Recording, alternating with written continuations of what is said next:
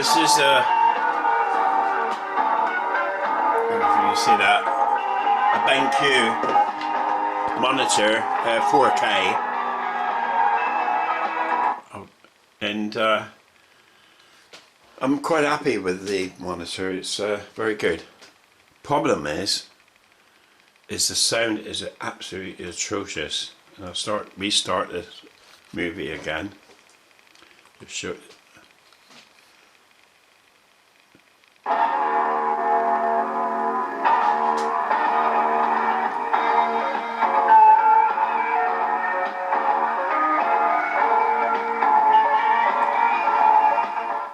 It's probably the speakers are just too small and total junk, which is a shame because it's a top end monitor.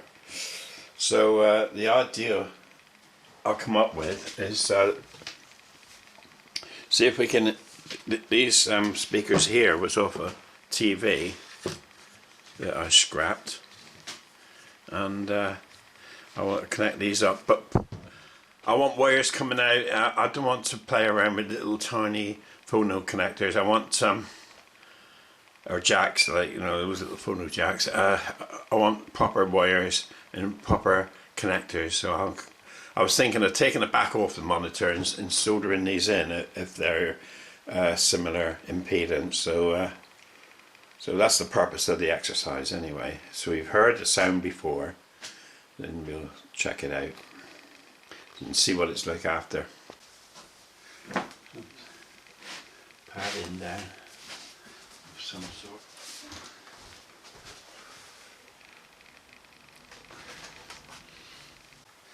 Okay, we'll take these out.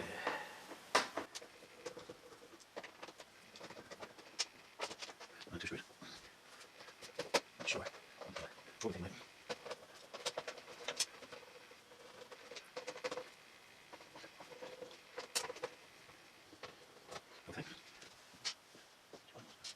This is for me, just for future reference.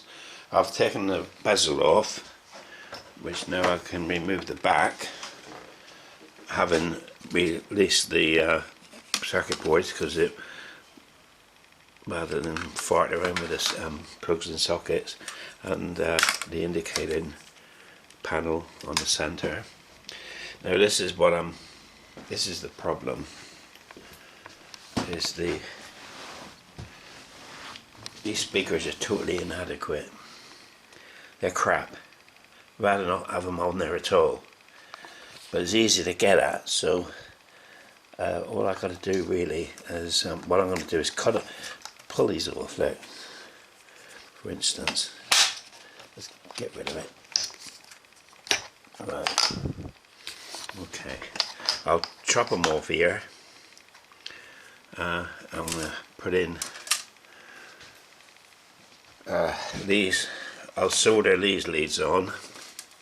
That way I can retain that connector there. So in the future it always can be put back as it was by buying a couple of these, or if I can leave it half an inch or a quarter inch on that wire so I can resolder them. But I won't do it. But anybody in the future who owned it, the monitor could. So this is what I'm going to do. And similarly this side, I'm going to snip it there, snip there, snip there, solder them on, bring them out through the grill, so I don't even have to do any drilling. So the grill will be like so. Come out there, I can do it like a turn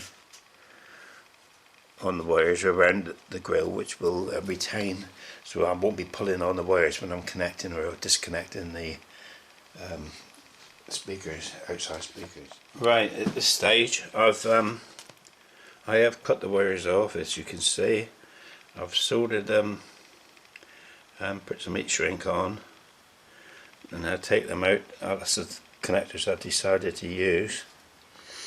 So just for my reference again, that's the right hand speaker lead, and I can tell the difference because I got red heat shrink on black wire, whereas on the left hand speaker I've got the correct way around, red on red and black on black. So there you go. So I've got to feed that up through the grill somehow while I'm assembling, which is going to be a little bit fiddly, but it's easy once you know how it comes apart. It's easy to put it back together again. Okay, I've dropped the screen into the back casing, or the back casing onto the screen. My wires coming out here, the 10th slot in each side. I've decided how to attach these will be with a turnaround small cable tie, rather than wrap it around the grill itself. So that'll be that. What I've got to do now, I've screwed in the rear panel PCB. All I've got now is on the front bezel is this one to connect up, screw on. I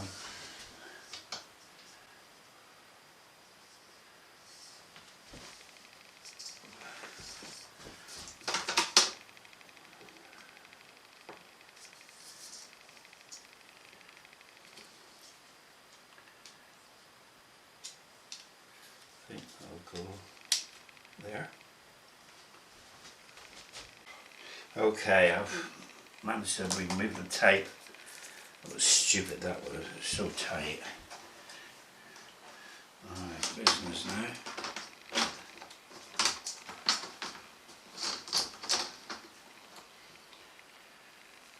And I suppose we start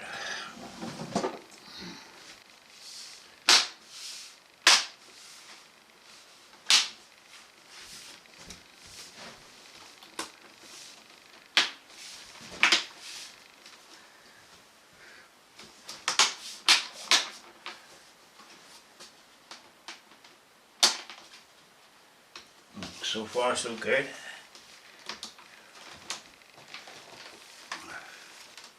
This was the worrying part here.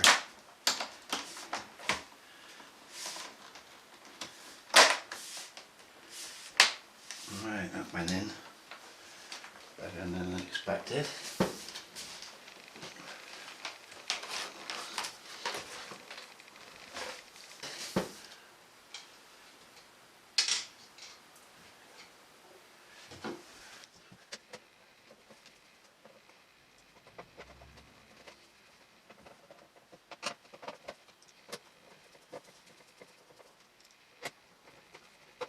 Right, that's it. We're complete again.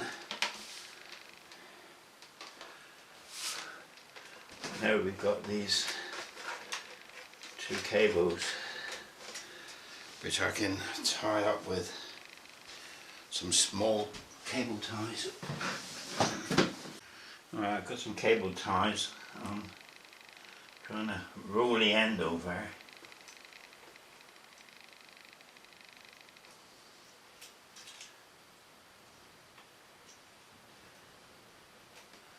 to insert it in. Yeah, that'll work.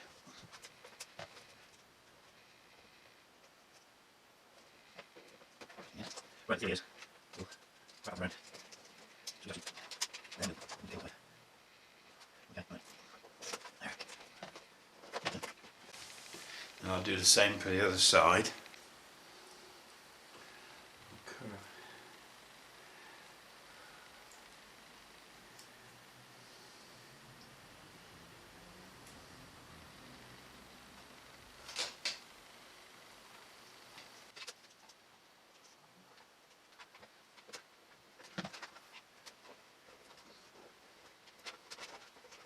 Right. And then try that. Oh, that's it. Come on, that's it.